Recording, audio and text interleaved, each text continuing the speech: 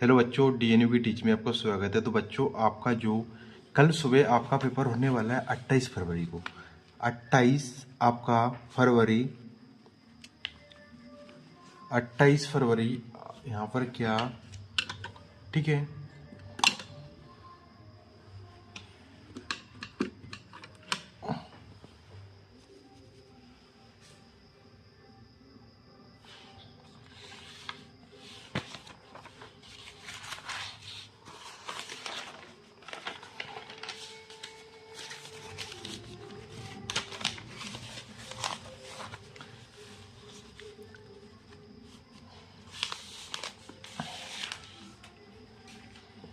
Hello बच्चों, डीएनयू की teach में आपका स्वागत है। तो बच्चों, आपका जो पेपर होने वाला है कल सुबह, यानी कि आपका 28 फरवरी को, 28 फरवरी 2024, 28 फरवरी 2024 को जो आपका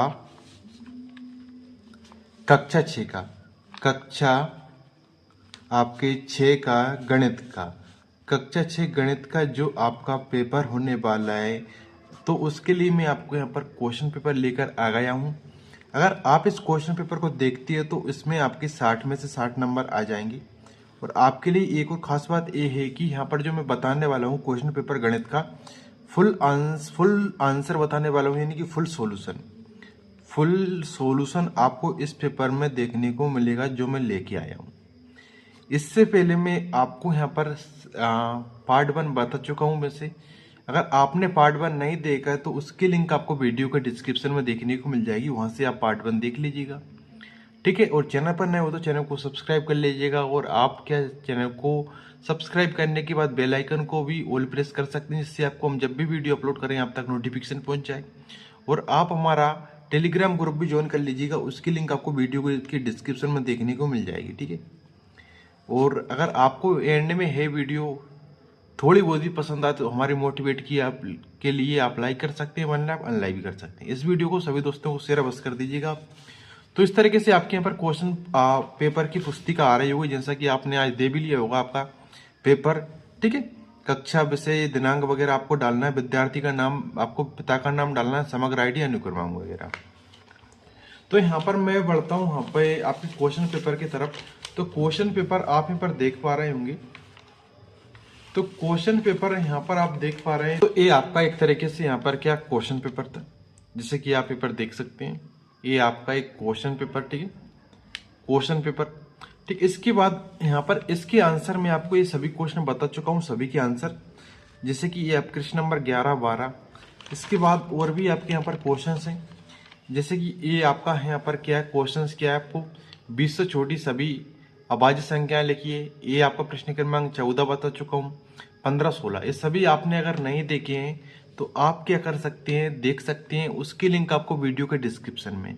मैं आपको यहाँ पर जो क्वेश्चन पेपर के आंसर बताने वाला हूँ ना, वही मैं आपको यहाँ पर आंसर बताऊंगा। आपको यहाँ पर कहाँ से, कि नीचे दिए गए प्रश्नों की हल कीजिए। कहाँ से, लघु उत्तरीय प्रश्न से। कहाँ से करूंगा मैं, लघु उत्तरीय प्रश्न से, जो 17 से आपके 22 तक दे रखे हैं। तो इनके आंसर यहाँ पर हम देखेंगे। तो मैं आपको एक बार तो आंसर ऐसा ही बता रहा हूँ, इसके बाद आपको प्रश्न बाई प्रश्न आपको बता दूंगा कि प्रश्न क्रमांक कौन से में कौन सा क्या लिखना है। आपका प्रश्न क्रमांक 17 है, तो यहाँ पर मैं इसकी उत्तर पुस्तिका में यहाँ पर नोट करके बता दूंगा आपको, ठीक है। उत्तर पुस्तिका में मैं आपको नोट करके बता दूंगा कि आपको 23 से 26 तक कौन सा प्रश्न है, कौन सा यहाँ पर क्या प्रश्न रहेगा, ठीक है। तो यहाँ पर हम बढ़ते हैं हमारे जो क्वेश्चन पेपर दे रखा है उसकी तरफ। तो यहाँ पर आपको यहाँ पर प्रश्न क्या दे रखा है कि अंक 5, 2, 4 और 7 में से प्रत्येक का केवल एक बार प्रयोग करते हुए 4 अंकों की बनने वाली सबसे बड़ी संख्या और सबसे छोटी संख्या का अंतर ज्ञात कीजिए। अंतर निकालना है। तो मैंने इससे पहले वाली वीडियो में बताया था आपको क्या अंतर बताना है। अंतर मतलब दोनों को सबसे पहले छोटी संख्या निकालना है, सबसे इसके बाद बड़ी संख्या निकालना है। अंतर और उनको लास्ट में हमें माइनस करना है, मतलब उनको घटाना है। सबसे पहले तो आपको अंक क्या दिए गए हैं, आपको अंक दिए गए हैं कि 5, 2 और आपको 4 और 7, ये आपको अंक दिए गए हैं। सबसे बड़ी संख्या इनकी हम बनाएं, इन 4 अंकों को सिर्फ कितनी बार प्रयोग करना है, केवल एक बार। तो 7 आएगा, 5 और 4, 2, ये सबसे बड़ी संख्या बनेगी 7542। सबसे छोटी संख्या हम इसकी बनाए तो क्या बनेगी, 2, 4, 5 और 7, 2457। इनका अंतर पूछा है, मतलब इनको घटाना पड़ेगी हमारे लिए। अगर आप इनको घटाते हैं, यानी कि यहाँ पे इसको मैं रख लूँ 2, 4, 5, 7, कुछ इस तरीके से। आप छोटे, आप जो घटाते हो वैसे ही घटा रहा हूँ मैं। देखो 12 में से आपका 7 जाएगा, 12 में से 7 जाएगा, आपका बचेगा 5। कितना बचेगा, 5 बचेगा। ए आपकी कितने हो जाएंगे, 3 रहेंगी। अगर ए आपका 13 हो जाएगा, 13 में से 5 जाएगा तो आपका बचेगा यहाँ से 8, क्योंकि 8, 5, 13, ठीक है। ये आपका बचेगा 4, 4 में से 4 जाएगा, 0 बचेगा। 7 में से 2 जाएंगे, आपके 5 बचेंगे। तो 5085 आपका इसका आंसर निकल कर आएगा, इनका अंतर, ठीक है। अगले प्रश्न की तरफ बढ़ते हैं। अगला प्रश्न हमारे लिए यहाँ पर दे रखा है, जैसा कि आप यहाँ पर देख सकते हैं। ये सभी आंसर पूर्ववर्ती, परवर्ती क्या होते हैं, सहभाजी गुणनखंड क्या होते हैं, आपका योग तत्समक क्या होता है, गुणात्मक तत्समक क्या होता है, सभी के सभी में पूर्ण संख्या, प्राकृतिक संख्या सभी बता चुका हूं मैं। तो वीडियो के डिस्क्रिप्शन में उसकी लिंक है, आप देख लीजिएगा। क्या देख रखा है प्रश्न क्रमांक हमारा 18 में, 12 और 35 के बीच की पूर्ण संख्याएं लिखिए। 12 और 35 के बीच की पूर्ण संख्या लिखना है। पूर्ण संख्या कहाँ से स्टार्ट होती है, 0 से स्टार्ट होती है आपकी, और 1, 2 और कहाँ तक जाती है, अनंत तक। लेकिन किसके बीच की लिखना है हमारे लिए यहाँ पर, 12 और 35 के बीच में जो भी संख्या आएंगी पूर्ण संख्या हम लिखना है। तो सभी लिख लेना है आपको।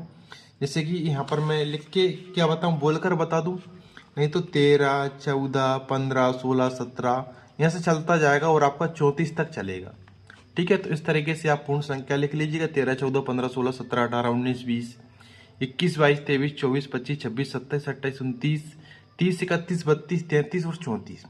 इस तरीके से आपका हो जाएगा।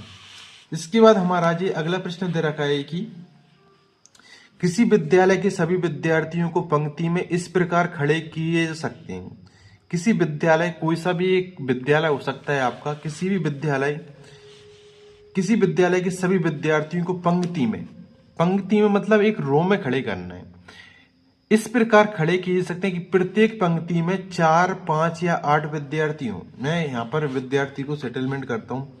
मैं मान के चलो यहाँ पर पहला विद्यार्थी, दूसरा, तीसरा, चौथा। प्रथम पंक्ति में कितने विद्यार्थी, 5 विद्यार्थी, ठीक है। मैं यहाँ पर नंबरिंग नहीं किया है, लेकिन आपको यहाँ पर डॉट के माध्यम से मैं समझाने की पूरी कोशिश करूंगा। इसके बाद आपको 5 या 8 विद्यार्थियों, विद्यालय में न्यूनतम विद्यार्थियों की संख्या क्या होगी। विद्यालयों में न्यूनतम, अधिकतम नहीं बोला, लेकिन न्यूनतम विद्यार्थियों की संख्या क्या होगी, ठीक है। ऐसा इसमें बताया गया है। 5 या 8 विद्यार्थियों की प्रत्येक पंक्ति में कितने हो, या तो देखो प्रत्येक पंक्ति में 4, 5 या 8 विद्यार्थी हों, ठीक है। तो अगर आप इसको देखेंगे तो इसमें न्यूनतम विद्यार्थियों की संख्या पूछा है। अगर एक पंक्ति में 5 विद्यार्थी बिठा दूं, एक पंक्ति में 8 विद्यार्थी बिठा दूं, तो इसमें क्या न्यूनतम विद्यार्थी पूछा है, तो न्यूनतम विद्यार्थियों की संख्या भी कितनी हो जाएगी, यहाँ पे आप यहाँ पर लिख लीजिएगा 4। कितने वो लिख लीजिएगा 4, क्योंकि यहाँ पर सबसे कम विद्यार्थियों की संख्या यहाँ पर पूछी गई है। अधिकतम पूछते तो हुए आपकी कितनी हो जाती, देखो यहाँ पर 5 बिटारता मैं, यहाँ पर 8 करता, ठीक है। तो यहाँ पर न्यूनतम पूछा, इसलिए मैं 4 इसका राइट उत्तर बताऊंगा, ठीक है। इसके बाद आपको यहाँ पर दी गई विद्यार्थियों की संख्या, न्यूनतम विद्यार्थियों की संख्या आप लिख लीजिएगा 4, ठीक। इसका दी गई संख्याओं को अवरोही क्रम में लिखिए। अवरोही क्रम में हमारे लिए इनको जमाना है, अवरोही क्रम में। तो अवरोही क्रम एक तरीके से आपका क्या होता है, अवरोही क्रम और आरोही क्रम समझ लीजिए अब तो आप। अवरोही क्रम मतलब आपको संख्या को क्या करना है, घटाना है। आरोही क्रम आपका होता है बढ़ता क्रम। आरोही क्रम क्या होता है आपका, बढ़ता क्रम। क्या होता है, बढ़ता क्रम। और आपका अवरोही क्रम होता है घटता क्रम। क्रम क्या होता है आपका, घटता क्रम।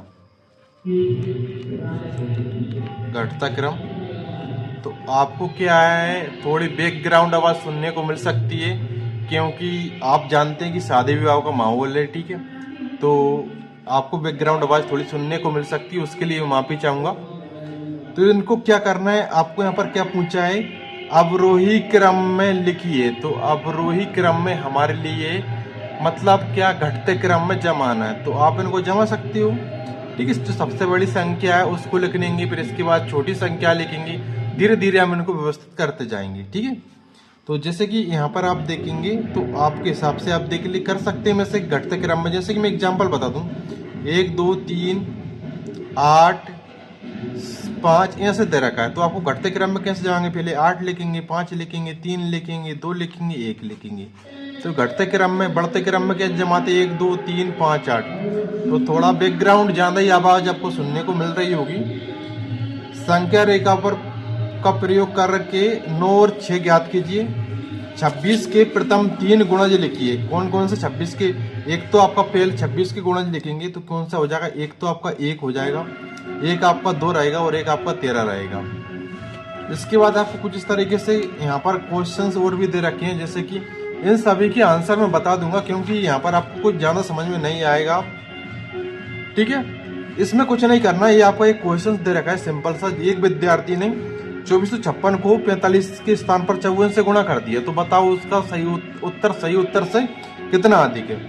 पहले आप इसको क्या 54 से गुणा करना, फिर आप 45 से गुणा करना और उनके बीच में डिफरेंस देखना कि अंतर कितने का आ रहा है।